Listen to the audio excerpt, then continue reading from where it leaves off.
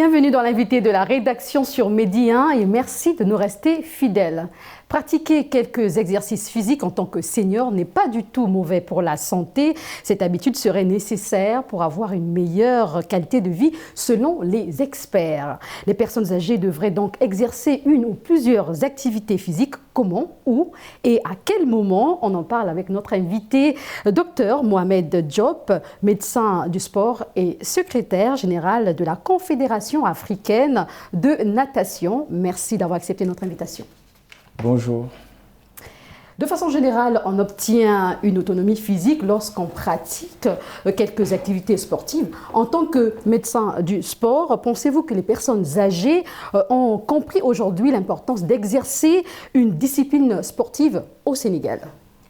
Alors, au Sénégal, je pense que de plus en plus, les gens comprennent qu'il faut, alors je ne dirais pas une activité sportive, mais qu'il faut bouger. Les personnes âgées, maintenant, quand ils vont le matin à la prière, reviennent et font un tour et marchent. D'autres personnes sont à la corniche. De plus en plus, on se rend compte qu'ils intègrent des clubs de randonnée. Ça bouge, mais comme on dit, peut mieux faire.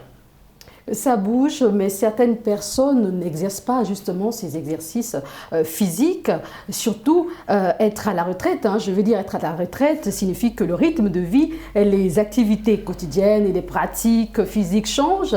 Que diriez-vous à toutes ces personnes qui se retrouvent dans ce cas de figure? Alors, ce que je vais dire d'abord, c'est que la vie, c'est le mouvement. Il faut bouger.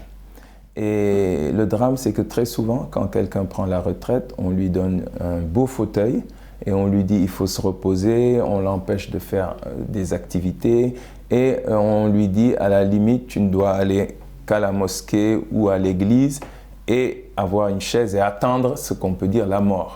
Et je crois que c'est ce qu'il faut combattre et dire que on doit bouger. Et ça, c'est quand il n'y a plus de mouvement, on ne vit plus. La personne âgée doit être toujours en train de faire une activité sportive. Et le plus simple, c'est marcher. C'est marcher et les indicateurs les plus simples, c'est faire ses 10 000 pas tous les jours. Alors, vous disiez tout à l'heure qu'il faut marcher, il faut bouger. Quels sont réellement les bienfaits d'une ou des activités physiques que les personnes âgées peuvent faire justement? Est-ce que ces activités physiques peuvent les mettre à l'abri de certaines maladies? Alors, le sport, c'est la prévention des maladies cardiovasculaires qui sont très importantes aujourd'hui. Quand vous entendez parler de l'hypertension, tout ce qui est AVC, le principe c'est simple, le sport entraîne une vasodilatation des vaisseaux. Et ça s'oppose à tout ce qui est ce genre de maladies cardiovasculaires qui vont boucher les vaisseaux et entraîner ces pathologies-là. Donc le sport, c'est extraordinaire. Le sport agit sur tout ce qui est articulation. Vous savez, le sport permet de renforcer ses muscles. Et quand on renforce ses muscles, on aide les articulations. Donc on prévient les arthroses.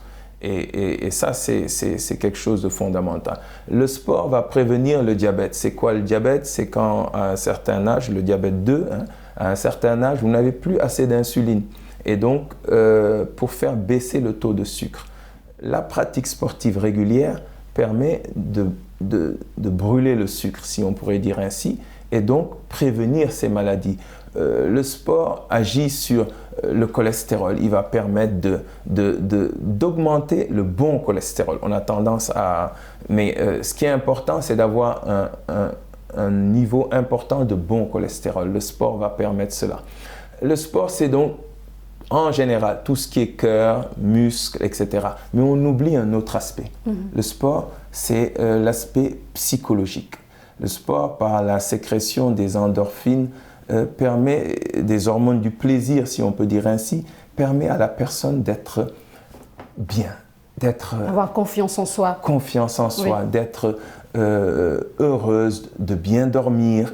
Et ça, on l'oublie souvent, cet aspect psychologique qui est très important chez cette personne retraitée qui très souvent ne communique plus, n'a plus de vie sociale. Alors, vous dites qu'il faut bouger, il faut pratiquer le sport. Quelles conséquences pour les personnes âgées qui n'en pratiquent pas, justement?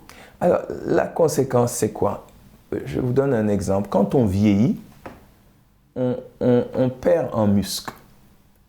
Alors, si vous ajoutez au vieillissement la sédentarité, vous compliquez les choses. Parce que la sédentarité va aussi jouer ce rôle.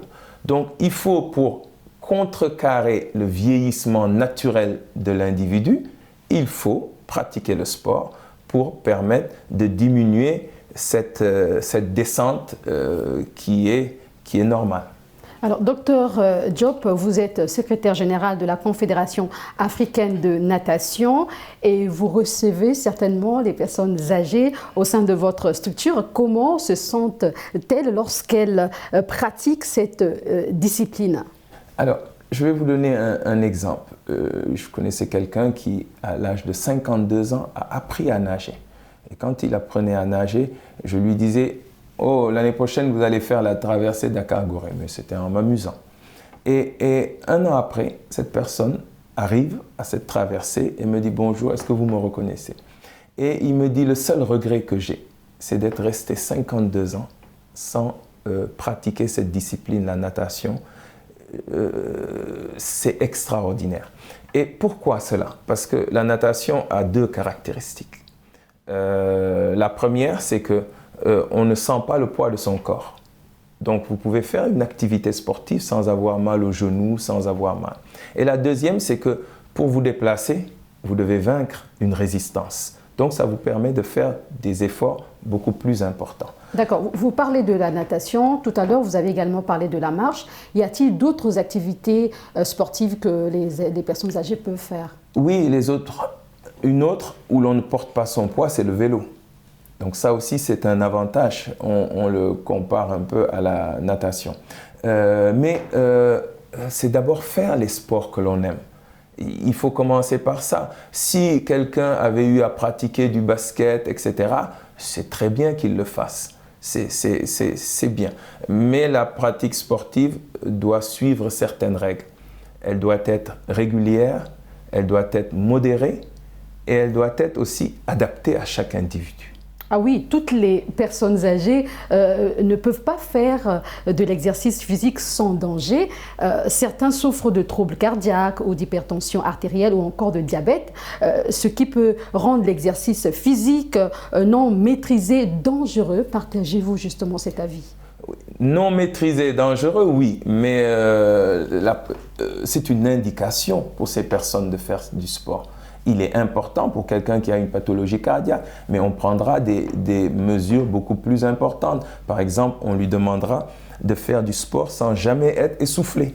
Donc ça, c'est quelque chose de simple. Faites du sport, mais il ne faut pas vous essouffler. Quelqu'un qui a certaines pathologies autres comme, vous m'avez parlé du diabète. Bon, pour le diabète, il n'y a pas un diabète bien contrôlé, il n'y a pas de problème. Donc il faut pousser ces personnes à faire du sport. Qu'on soit malade ou que l'on ne soit pas malade. Mais ce qui est plus important, parce que vous parlez, c'est vrai, des personnes âgées. Mais en fait, le capital que vous construisez à cet âge, c'est fait tout au long de sa vie. Et donc la pratique sportive et la bonne alimentation doit se faire tout au cours de sa vie. Ce n'est pas à 60 ans que l'on peut se reconstruire totalement. Donc il faut inverser aussi la...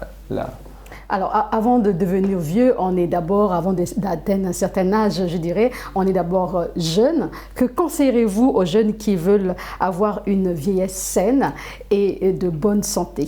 Voilà, et en bonne santé, pardon. Et c'est exactement ça qui est important. Et il faut demander à toute personne, c'est simple, de faire régulièrement du sport. La plupart des gens vont vous dire « je n'ai pas le temps, je travaille ». Mais il faut considérer que le sport fait partie il y a la vie familiale, il y a la vie professionnelle. Le sport doit faire partie de notre quotidien parce que c'est ça qui va nous permettre de nous préserver de la plupart des maladies.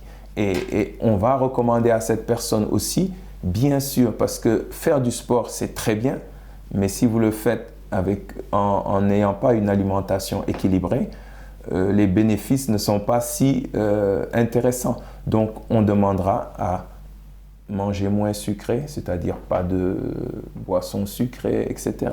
Manger moins salé et faire du sport. Docteur Mohamed Diop, merci d'avoir répondu à nos questions. Je rappelle que vous êtes médecin du sport et secrétaire général de la Confédération africaine de natation. Merci beaucoup. Merci, tout le plaisir était pour moi. C'est la fin de ce nouveau numéro de l'invité de la rédaction. Bonne suite des programmes sur Média.